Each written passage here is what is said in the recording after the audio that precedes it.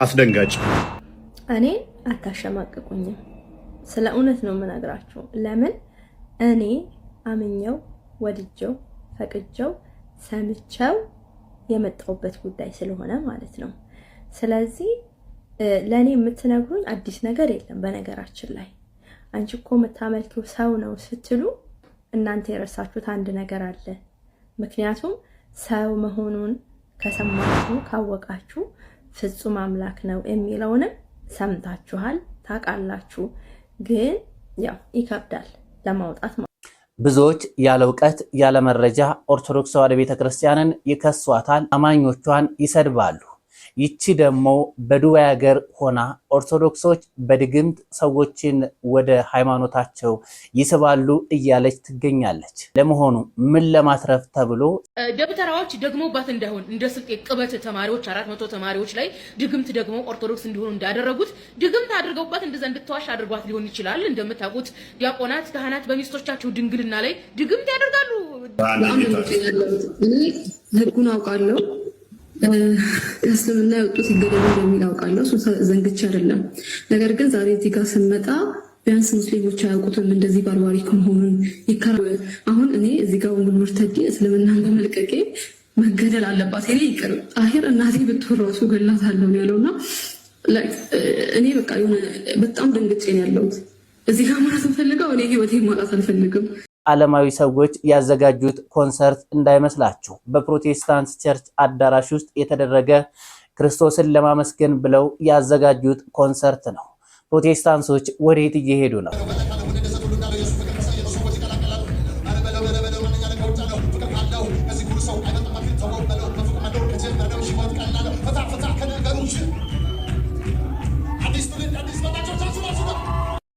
አዶናይ እህቶችን ምከር፣ የኢትዮጵያን ባህል ይዘው ይደጉ፣ የምንመክርህ በፍቅር ነው የሚል መልእክትም እየተላለፈ ይገኛል። የአዶናይ እህቶች ምን አጠፉ፣ ልጅቱስ ምን አጥፍታ ነው የሚለውንም እንመለከታለን። የአዶናይ እህቶች ይገረፉ፣ በርበሬ ይታጠን የምትሉ በረንብ ላይክ እና ኮፒ ሊንክ እያደረጋችሁ ጀምሩ ማለት ነው። እና ስርዓታችሁ እንዴት ነው? ተገቢ ነው? እንደዚህ ይሄን ያህል ሙልፍጥፍጥ አሉ። በጣም ሰላም ውድ ኦርቶዶክሳውያን እንደምን አላችሁ? ሁላችሁንም በያላችሁበት ሰላም ብያለሁ። ይህ ቪዲዮ ከደረሳችሁ ቪዲዮውን ላይክ፣ ሰብስክራይብ፣ ሼር በማድረግ ለተወዳጅ ክርስቲያናዊት ወንድሞቻችን አድርሱልኝ። ቀጥታ ወደ ቪዲዮቹ እንሄዳለን። አዶናይ በፍቅር እንምከር፣ እኛ አንተን ስለምንወድ ነው እንጂ እህቶችህ የሚያሳዩት ትዕይንት ግን ብዙዎቻችንን እያስቆጣ ነው። ይህ ከደጋግ ኢትዮጵያን ለወንድማችን ለአዶናይ በፍቅር የተለገሰ ምክር ነው። እስኪ ቪዲዮውን እንከታተል። አዶናይ እቺ ትንሿ እህትን ከቻልክ አደብ አስይዛት፣ ወደ መንገዷ መልሳት። እየሳተች ነው። እዛ ሰዎችን አዳራሹ ሰብስቦ ከመምከር መጀመሪያ ቤተሰብን መምከር እንዴ! ከሁሉ ነገር ከራስ ይጀምራል ወገኖቼ። የራስ ላይ ያልሰራ ነገር ሌላ ሰው ላይ መሞከር ማለት ከባድ ነው። ይሄ ማለት መድኃኒት አግኝቻለሁና ባያት ከመሞከረው ሰው ላይ ለሞከረው ብሎ ሰውየውን እንደመግደል የሚቆጠረው እንዴ!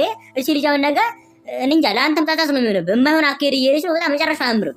በጣም በቃ የሆነ የሚያስጠላ ባህሪዋ ሲያስጠላ፣ ቀብጠቷ አያምርባትም። በቃ ሰው ልጅ የማያምርበት ነገር አያምርበትም። ስለዚህ ምንድነው ከሰው ጋር እንዴት ማውራት እንዳለባት፣ እንዴት ከሰው ጋር መኖር እንዳለባት በስትክክል አስተምራት ከቻለ እንዴ። በቃ ዝም ብሎ ሰግጥ ብቻ ብሎ ወደፊት እንደዚህ አይንን አውሮ መሄድ እንደ ጋሪ ፈረስ ትክክል ነው። እንደዚህ ግራና ቀኝ አለማየት። አዶናይ ወላሂ አንተን ሼም ይዞ ነው እንጂ እህት በጣም ስርዓተ ቢስ ነች። በጣም ነው ያፈላችሁ እንዴ። አንተ ፌመስ ስለሆንክ አንተን ስለምንወድ እኛ እኮ መናገር ሼም ይዞ ነው እንጂ እንደ እድሜው አይደለም የምትሆነው።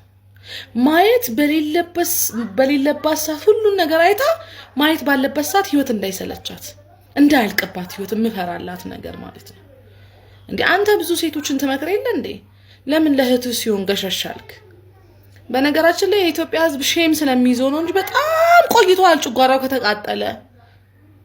እንደ እድሜያቱን በተለይ ይሄ ኢትዮጵያ ነው፣ ሀበሻ ነው። ሀበሻ በእድሜያችን እንኳን ሆነን ከአይን አላመለጥንም። እኔ በሷ እድሜ ወላሂ ልጅ እንዴት ነው የሚወለደው ስባል በሆድ በኩል እንዲህ ነው የሚወጣው ምል ሰው ነኝ። አይ ደስ አይልም። እንዳንድ እህት እንዳለው ሰው መመክርህ ነገር እህትህን ደበቅ ሰተር አድርግ። በኋላ ማልቀስ ጥሩ አይደለም። እህትህን ደበቅ ሰተር አድርግ። የአዶናይ እህቶች ይገረፉ፣ በርበሬ ይታጠን የምትሉ በረንብ ላይክ እና ኮፒ ሊንክ እያደረጋችሁ ጀምሩ ማለት ነው። እና ስርዓታችሁ እንዴት ነው? ተገቢ ነው? እንደዚህ ይሄን ያህል ሙሉ ፍጥፍጥ አሉ። በጣም ተጨማለቁ። በጣም ይደብራል። እኔ ካለ ልክ እንደዚህ ማድረግ ተገቢ አይደለም። በጣም ሃይ ደረጃ ነው ያደረሳቸው። አሁን እነዚህ ልጆች ነገ ምንድነው እንዳደጉ ነው በቃ የሚሰማቸው ያለው ነገርና ነገ ሲያድጉስ ምንድነው የሚያደርጉት ነው? ህይወት እንዲያጓጓቸው መሆን አለበት። በጣም ልቅ የሆነ ፍሪደም መሰጠት የለበትም። አንዳንድ ጊዜ ይደብራል። ዘመናዊነት ምናምን መስሎት እሱ እንዲህ የሚለብሱት ልብስ ምናምን አሁን ደስ አይልም። የሚያሳዩት አክት ምናምን ይደብራል። ማርያም ለብሮ ማገረፋቸው ለብሮ ማትቆጣቸው አታዶኒ ሁሉንም ነገር ያገኙ ማለት ሁሉንም ነገር ያደርጋሉ ማለት አይደለም። አንዳንድ ነገሮች በእድሜያቸው ነገር ቢሆን ደስ ይላሉ እና እንደ እድሜያቸው ይሁኑ ምንለው አዶኒ። ስለዚህ አዶኒ ዝም ብለህ ትንሽ በርበሬ አጠን ገረፍ የቀበቶን ፈታ አድርገህ እንዲህ በተለይ ያቺ ቀጫጯ ማን እንደሆነ ስሟ አላውቅም። ብቻ ግን ያቺኛዋ በጣም ምላሷ እና አክቷ ባህላችንን ትንሽ ፈገንጥ ሊሉ ስለሚችሉ ካሁኑ ቴክ ኬር ማድረግ አለበት። ግራቸው እሺ በደንብ አዶኒ ትንሽ በክፋታችሁ ብነ ዘመዳችሁ ክፋት ነገር አይደለም። የሚሰማን ስሜት ነው አዶኒ ስለምንወድ ዲሳይድ በቃ እንደ ኮፒ ሊንክ አድርጉ። ደግሞ ቪዲዮን ጨረሳችሁ እስኪ በእናታችሁ። እውነት ነው። እህቶቻችንና ወንድሞቻችንን እናመሰግናለን። እንዲህ በፍቅር የሚወዱትን ሰው መገሰጥና መናገር እጅግ ልክ ነው። ከኢትዮጵያን እሴትና ባህል የወጣ እሴት ለኛ አይሆንም፣ ለሌሎቹ ሊሆናቸው ይችላል። እነዚህ ልጆች ደግሞ የኢትዮጵያን ልጆች ናቸው። ብዙ ኢትዮጵያኖች ህፃናቶች ይከታተሏቸዋል። ስለዚህ አዶናይ እህቶችህን በሚገባ በስርዓቱ ብታሳድጋቸውና አሁን ላይ ማወቅ ያለባቸውን ብቻ እያሳወቅ ቁጥብ አድርገህ ብታሳውቃቸው ለኢትዮጵያም ይጠቅማሉ፣ ላንተም ይጠቅሙሃል፣ ላንተም ጥሩ ደረጃ ላይ ይደርሱልሃል እንላለን። ወንድማዊ የሆነ ፍቅርና ፍቅር ያለው ምክር ነው። የሁሉንም ምክር ትቀበለዋለን ብለን እናምናለን። ብዙዎች ባለማወቅ በውሸት የኦርቶዶክስ ተዋሕዶ ቤተክርስቲያናችንን ይከሷታል። የገባቸው ደግሞ የክርስቶስን ፍቅር እንደዚህ በሚጣፍጥ አንደበት ይገልጹታል። አስደንጋጭ። እኔ አታሸማቅቁኝም። ስለ እውነት ነው የምነግራችሁ። ለምን እኔ አምኜው ወድጀው ፈቅጀው ሰምቼው የመጣሁበት ጉዳይ ስለሆነ ማለት ነው። ስለዚህ ለእኔ የምትነግሩኝ አዲስ ነገር የለም። በነገራችን ላይ አንቺ እኮ የምታመልኪው ሰው ነው ስትሉ እናንተ የረሳችሁት አንድ ነገር አለ። ምክንያቱም ሰው መሆኑን ከሰማችሁ ካወቃችሁ ፍጹም አምላክ ነው የሚለውንም ሰምታችኋል፣ ታውቃላችሁ። ግን ያው ይከብዳል ለማውጣት ማለት ነው። ስለዚህ አዎ እኔ የማመልከው ፍጹም ሰው ፍጹም አምላክ ነው። ምክንያቱም እንደ አምላክነቱ እንደ አባትነቱ ማለት ነው ለልጆቹ ዋጋ የከፈለ ፍጹም ሰው ፍጹም አምላክ ነው። ዋጋ የከፈለው የኔን ስጋ ለብሶ ነው። የኔን ስላችሁ የፍጥረትን ስጋ ማለት ነው። የሰዎችን ስጋ ለብሶ ነው። የአዳምን ስጋ ለብሶ ነው። ስለዚህ እኔ አልሸማቀቅም፣ እንዲያውም እምኮራበት ነው። አምላኬ ለኔ ብሎ ማለት ነው ከዙፋኑ ወርዶ ኧረ ተው ከዙፋኑ ወርዶ በእኛ በአጭር ቁመት በጠባብ ደረት ተወስኖ የቤተክርስቲያን ትምህርት እኮ ህይወት ነው። በነገራችን ላይ እኔ አስተማሪ ምንም ዘላለምኩ ልነግራችሁ አልችልም። ግን ከቻላችሁ ሄዳችሁ እስኪ ስለ ክርስቶስ ፍጹም ሰውነትና ፍጹም አምላክነት እንዴት ቤተክርስቲያናችን ፍትፍት አድርጋ እንደምታበላ እንዴት እንደምታስተምር ብትጠይቁና ብትረዱ ከዛ በኋላ ይሄንን ካወቃችሁ በኋላ ፍጹም ሰው ፍጹም አምላክ ብላችሁ ባይሆን ጥያቄም ካላችሁ ጠይቁ። እንደዛ የሚያስማማን ይመስለኛል። ለምን ገንጥሎ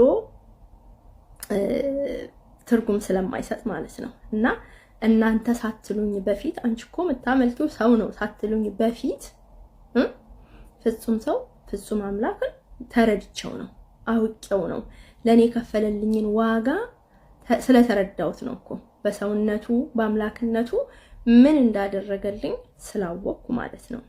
ስለዚህ እኔ ዛሬም ነገም ወደፊትም ምንም የምሸማቀቅበት ነገር የለም። መሸማቀቅ አይደለም፣ እንዲያውም ኩራቴ ነው፣ ሞገሴ ነው፣ ህይወቴ ነው።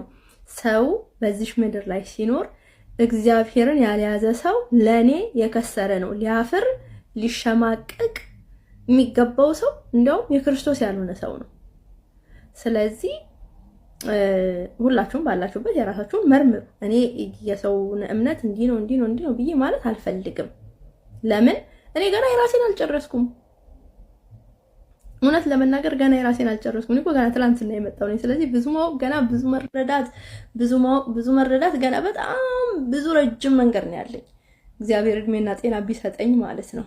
ስለዚህ ግን የምናቃትን ደግሞ በምናቃት እኔ በማቃት በራሴ ባቅሜ በትንሽነቴ ደግሞ በጣም የምኮራበት ነው የምደሰትበት ነው።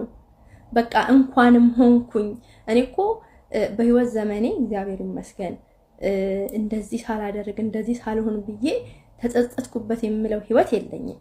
እግዚአብሔር ይመስገን በየትኛውም መንገድ ማለት ነው። ግን ምን ይጸጽትሻል ብላችሁ ብትሉኝ ክርስቶስን ሳላውቅ እግዚአብሔርን ሳላውቅ የነበርኩባትን እድሜ ታሳዝነኛለሽ። ምን ነው ያንን እድሜን ያንን ህይወቴን እንኳን እግዚአብሔርን አውቄው ቢሆን እላለሁኝና አይደለም ልሸማቀቅ ቀርቶ ማለት ነው ያለፈው ክርስቶስን ሳላልፈው የኖርኩበት ህይወት ራሱ እንዴት እንደ ግርሳት እንደሚያንገበግበኝ ልነግራችሁ አልችልም። ስለዚህ ባጭሩ እኔ አልሸማቀቅም። ሌሎች እህቶቼ ወንድሞቼ ያው ሰዎች እንባላለን። ስለዚህ ምንም ይሄ ተብሎ ባይባልም እና አትሸማቀቁ። ምንም አንሸማቀቅም። ሳስተምር አንሸማቀቅም። አልፈራም፣ አላፍርም፣ ኩሩ ነኝ። ታዲያ በእውነቱ እነዚህ ከሳሾች እነዚህ ኦርቶዶክስ ተዋሕዶ ቤተክርስቲያንን ዕለት ዕለት የሚሳደቡ አማኞቿን የሚያሸማቅቁ ሰዎች እውነት ነው ካንደበታቸው የሚናገሩት በአንድ ምላስ ሁለት ቃል ነው የሚናገሩት። ሲፈልጋቸው ኦርቶዶክስን ያመሰግናሉ፣ ሲፈልጋቸው ደግሞ ኦርቶዶክስ ተዋሕዶ ቤተክርስቲያንን ሙልጭ አድርገው ይሳደባሉ። ይህን ነገር ማን አስተማራቸው? እስኪ አብረን እንከታተል። የሚስቶቻቸው የጮኞቻቸው ድንግልና በሌላውስ እንዳይወሰድ ማለት ነው። ምናልባትም በድግምት ይሆናል እንግዲህ አንድ ሰዓት ከምናምን ቁጭ ብላ ስትዋሽ የነበረው ድግምቱ ነብያችሁ ሙሐመድ ላይ የተደረገው አይነት ድግምት ነው ወይስ ምን አይነት ድግምት ነው? የምናመልከው አምላክ ያድነናል እያላችሁ ጻፉ። ሰላም ኦርቶዶክሳውያን ታላችሁ፣ እግዚአብሔር ይመስገን በጣም ደህና ነኝ። በዚህች ልጅ ላይ ሰሞኑን አበሷን እየበላች ነው ያለችው።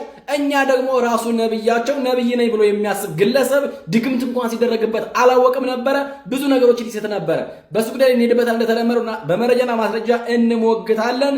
እናንተ ኦርቶዶክሳውያን ደግሞ ይሄንን ቪዲዮ እጅግ አብዝታችሁ ሼር፣ ኮፒ ሊንክ፣ ሪፖስት፣ ዱዊት ላይ በማድረግ እንዲሁም ደግሞ ለአካውንቱ ቤተሰብ ያላችሁ ደግሞ ቤተሰብ እንድትሆኑ ይችን የመደመማ ምልክት እየነካችሁ ሶስት ነገር መስጣችሁና የሚጠበቅባችሁን አድርጉ። እስኪ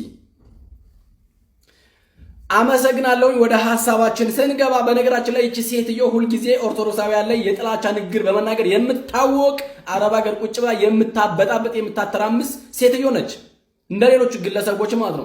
እንዲሁም ደግሞ እንደሚታወቀው እኛ ኦርቶዶክሳውያን በድግምት የምናምን አይደለም። ምክንያቱም መጽሐፍ እንደሚናገረው በያዕቆብ ላይ አስማት በእስራኤል ላይ ሟርት ይሰራ ዘንድ አይችልም ይላል። ስለዚህ በእኛ ዘንድ ድግምት አይሰራም ማለት ነው። በእግዚአብሔር ያመነ ሁሉ ነገር መሻገር ይችላል። እባቡን ትረግጣለህ ይላል። እንደው እኔ እባቡን እንኳን ብንረግጥ እንደው መርዙ እንኳን ሊጎራን አይችልም። እስከዚህ ልክ ነው እኛ ስልጣን ይሰጠን በክርስቶስ ኢየሱስ የምናምን ሰዎች እባብ ቢመርዘን እንኳን የማንሞት ነን። እባቡን ምንይዝ የፈለገ ነገር ብናደርግ እንኳን በድግምትኛ ልንጠፋ የምንችል አይደለንም። ነገር ግን ደግሞ ሙስሊሞች ደግሞ ከመስራቻቸው ከነብያቸው ከሙሐመድ ጀምሮ በድግምት የሚጠቁ ሰዎች ነበሩ። እንደውም ሙሐመድን በመረጃ ለማስረጃ ስንመለከት ሳይ ሙስሊምና ሳይ አልቡኻሪ ላይ እንደተመዘገበው ሳይ አልቡኻሪ 57 65 እና 32 68 እንዲሁም ደግሞ ሳይ ሙስሊም ተመዝገበው የምናገኙ ታሪኮች ናቸው። አንድ አይሁዳዊ ግለሰብ ስሙ ደግሞ እንደዚህ ይባላል፣ ለቢድ ኢብኑል አእሷም የተባለ ሰውዬ ወይም ደግሞ አንድ አይሁዳዊ ሰው በነብያቸው ላይ ድግምት አደረገባቸው። ድግምቱ ደግሞ በጣም የሚገርም ነበር። እሳቸው ከሚስቶቻቸው ጋር ወሲብ ያደርጉ ይመስላቸዋል፣ ነገር ግን ደግሞ አያደርጉም ነበር። እንዲሁም ደግሞ ብዙ ነገሮችን ያደረጉ እየመሰላቸው ነገር ግን ደግሞ ይስቱ ነበር። ሳያደርጉት እንዳደረጉ ይመስላቸው ነበር። እንደው ምን እንደሚሉት ነው፣ በቃ እንደው አላህ ነገረኝ ድግምት አድርገውብኛል፣ የሆነ ወንዝ ውስጥ ቀብረውታል። እሱን ደግሞ መላእክቶቹ ገብርኤልና ወይም ደግሞ ጅብሪልና ሚካኤል መተው ነግረውኛል ብሎ ሰሃባዎቹ ወይም ደግሞ የነሱ ባልደረቦች ይዞ ሄዶ ከዛ ከውሃ ውስጥ አውጥቶ እንደደፋው እንደው ምን እንደሚሉት ነው፣ ያ የተነከረበትን ውሃ ብትመለከቱ ይላታል አይሻል ውሃው የተምር ቀለም ወይም ደግሞ የሂና ጸጉር የሚቀባው የሱን ቀለም ይመስል ነበረ። እንዲሁም ደግሞ የሰይጣን ራስ ይመስል ነበር ይላል። የሰይጣን ራስ መሐመድ ያውቃል ማለት ነው ምን አይነት እንደሆነ የተገለጸ የሚያናገረው እሱ እንጂ ጅብሪል እንዳሆነ እናውቃለን ሁላችንም። ኦቤስ የሆነ ነገር ነው። ስለዚህ እንደው በአጠቃላይ ስንመለከተው እነኚህ ሰዎች ለውድቀታቸውም ለሽንፈታቸውም ምክንያቱ እኛ ኦርቶዶክሳውያን ነን። እንዳለችው አሁን በስልጤ ተማሪዎች ላይ 400ዎቹ ላይ ድግምት አድርገውባቸው ክርስትና እንዲቀበሉ አድርገዋል አሉ። የሆነ ጊዜ የምታስታውሱት ከሆነ ስልጤ ላይ ብዙ ጥቃት አድርሰዋል። ምክንያቱም ምንድነው ተማሪዎቹ ላይ ድግምት አድርገውባቸው ኦርቶዶክሳውያኑ የበላይ እንዲሆኑ እንዲሁም ደግሞ የስልጤ ሙስሊሞች ደግሞ የበታች ሆነው ትምህርት እንዳይገለጥላቸው አድርገዋል ነው ያሉት። ይሄ ተረት ይባላል። ይሄ ደግሞ ምክንያቱም እነሱ የሚያመልኩት አምላክ ከድግምት እንኳን እንደማይድናቸው ይሄ ራሱ አንድ መረጃ ነው። ከጥፋት አይድናቸው፣ ከድግምት አይድናቸው። ለምን ከተባለ ደግሞ የውሸት አምላክ ስለሚያመልኩ ማለት ነው። እኛ ኦርቶዶክሳውያን ግን የምናመልከው አምላክ ያድነናል፣ ከእሳት ያድነናል፣ ከድግምት ያድነናል፣ ከሟርት ያድነናል፣ ከእባብ መርዝ፣ ከብዙ መርዛማ ተናካሾች ሁሉ ያድነናል እግዚአብሔር። በዚህ ልክ ነው እኛ ምናምን ኢየሱስ ክርስቶስ በዚህ ልክ ይታደገናል፣ ያድነናል። ነገር ግን እነኚህ ሰዎች ደግሞ እንደምታዩዋቸው ለሞታቸውም ለውድቀታቸውም እንቅፋት እንኳን ሲመታቸው እናኛ ኦርቶዶክሳውያን ድግምት አድርገውብን ይላሉ። እግዚአብሔር ልቦና ይስጣችሁ በእውነት ማለት። ለማንኛውም ልጅቷ በጣም ነው የምታሳዝነው። እንደተባለውም ክርስትና ተቀብላ ነበር። ነገር ግን ደግሞ በወከባ በጭፍጨፋ እየደወሉ በማስፈራራት ወደ እስልምና እንድትመለስ አድርገዋታል። ይሄ ሁሉ ደግሞ እዛ ውስጥ ያለው ጉዳቸው እንዳይወጣ ልጅቷ ኦልሬዲ በጣም ያሐፈዘች ነች፣ ወይም ደግሞ ቁርአን የቀራች ነች፣ ብዙ ነገር የምታውቅ ነች፣ የምታቀራም ጭምር ነች። ስለዚህ ብዙ የሴቶችን ጥያቄ ስለምትመልስ ወይም ደግሞ ብዙዎች በእሷ መንገድ እንዳይመጡ እንቅፋት ለመሆን ነው እየሞከሩ ያሉት ማለት ነው። እግዚአብሔር ይመስገን እኛ ደግሞ ብዙ ምርኮችን እንማርካለን። ገና እዚህ ጋር ያመጣችሁ ደግሞ ሚዲያ ላይ የምታሰጡ ሰዎች አቁሙ። አንድ ሰው ክርስትና ሲነሳ ከቻላችሁ ለሚዲያ የምትፍጁ ተማዋል የምትፈልጉ ከሆነ ፎቶውን ሳታሳዩ ወይም ደግሞ ከጀርባ አድርጉት። ፎቶውን ሳታሳዩ ብለር አድርጋችሁ ፎቶ ልቀቁ። ቪዲዮውን ከሆነ እንደዚህ አድርጉ እንጂ ለሚዲያ ያመጣችሁ አታስጧቸው። ለቤተሰብ ከቤተሰብ ጋር ችግር አትፍጠሩባቸው። ቢያንስ ራሳቸውን እስኪችሉ ድረስ ማለት ነው። ይሄን በማለት ተባበሩ። ከዚህ በፊት እዚህ ጋር የምታውቁኝ ካላችሁ እኔ ሙስሊም ነኝ። አወቀኩም መኖር እፈልጋለሁ። እውነት በጣም ደንግጬ ያለሁት እና እኔ ካሁን በኋላ አማታዩኝም። ለምን አንድ ሙስሊም በድንገት የሚያቀኝ ቢመጣ ነገ እኔ ሙስሊም ማለት ነው አምኖበታል። እንደዚህ ባርባሪክ ከሆኑ ራሱ ይታየው አይደለም። በጣም ይቅርታ ሶስታችሁም፣ ሌሎቻችሁም ከዚህ በፊት ካላችሁ በጣም ይቅርታ። እኔ ደህና ሰው መስላችሁኝ ነበረ። ምንም ሌላ ነገር ልል አይደለም የመጣሁት።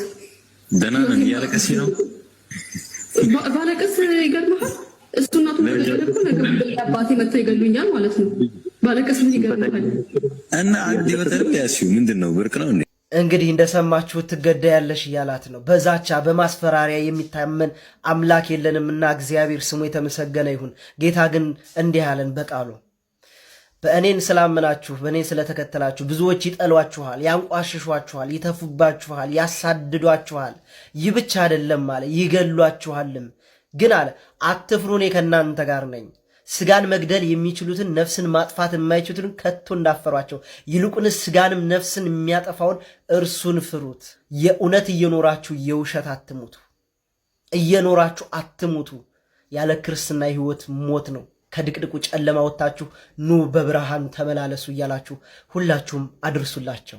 ወንድሞቻችንን እናመሰግናለን። ቃለ ሕይወት ያሰማልን። ኮንሰርት በቸርች ውስጥ እንደ አዲስ ተጀምረዋል። እስከዛሬ ያቀረብክልን ምንድነው ልትሉን ትችላላችሁ። ይህ ደግሞ ለየት ያለ ነው። በዘመናዊ ሙዚቃ በነ ልጅ ሚካኤል ሙዚቃ ነው ኮንሰርቱን የጀመሩት። ታዲያ ፕሮቴስታንቶች ጌታን እያመለክን ነው ይሉናል። ቅሉ ግን ልዩ ነው።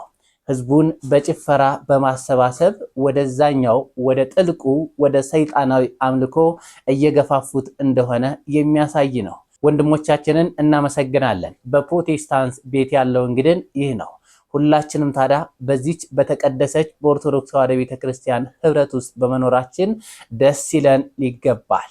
ህብረቱ ክርስቶስ የመሰረተው ነው። የክርስቶስ ቃል ነው። አንድም ሁለትም ሶስትም ሆናችሁ ብትጸልዩ በመካከላችሁ እገኛለሁ ብሎናል። ደሞኛ በዚህ በታላቁ ህብረት ውስጥ በኦርቶዶክስ ህብረት ውስጥ ስላለን ደስ ሊለን ይገባል። ይህ ህብረት በአንድኛው ቦታ ሲቀደስ በአንድኛው ቦታ ይደርሰናል። በህብረቱ ብቻ በመኖራችን ደስ ሊለን ይገባል። ምክንያቱም ቃሉ የራሱ የክርስቶስ ነው። ቃሉን ደግሞ እንደማያጥፍ በመጽሐፍ ቅዱሱ ላይ የሱ ቃል የታመነ እንደሆነም ደጋግሞ ነግሮናል። ኦርቶዶክስ ስላደረገን ብቻ ደስ ሊለን ይገባል። ይህን እድል ያላገኙ ብዙ ሰዎች አሉ፣ በርካቶች አሉ። ከጨለማ መውጣት አቅቷቸው በሰዎች ጫና፣ በሰዎች አድሏዊ፣ በሰዎች ጭቆና በማይፈልጉት ቤተ እምነት ውስጥ ያሉ በርካቶች አሉ። ስለዚህ የኦርቶዶክሳውያን አማኞች ደስ ሊለን ይገባል። ክርስቶስ ረስቶኛል መሰል የምትሉ ሰዎች አላችሁ። ሎቱ ስብሐት። እግዚአብሔር አይደለም ባሪያው በአምሳሉ የፈጠረውን ፍጥረት ቀርቶ ትልን እንኳን የማይረሳ አምላክ፣ እውር አወራን እንኳን የሚቀልብ አምላክ ነው። እስኪ ልንገራችሁ፣ ከእናንተ መካከል ወንድ አርገ ብሎ ሴት የሆነ ሴት አርገ ብሎ ወንድ የሆነ አለ? የለም። ሲወለድ ሀብት ጨብጦ ዶላር ጨብጦ የተወለደ አለ? የለም። ልብስ ለብሶ የተወለደ አለ? የለም። ፍጠረኝ ብሎ የጠየቀው አለ? የለም። ስለዚህ ሰውን እንደ ምሳሌያችን እንፍጠር ብሎ ንግበር ሰብአ በአርአያነ ወአምሳሊነ ብሎ የፈጠረ አምላክ አይደለም እኔና እናንተን ድንጋይን እንኳን አይረሳም። የረሳችሁ የመሰላችሁ አዳምጡ። ለሁለት ነገር ነው የዘገየብን። ለምን ካላችሁኝ፣ አንደኛ ቢሰጠን የምንቀበለው ነገር መቋቋም ስለማንችል ሊያጠፋን ስለሚችል ነው። እየሰማችሁ ነው? ሊያጠፋን ስለሚችል። ሁለተኛ ደግሞ የእምነታችን ጽንዓት ለማወቅ ያዘገይብናል።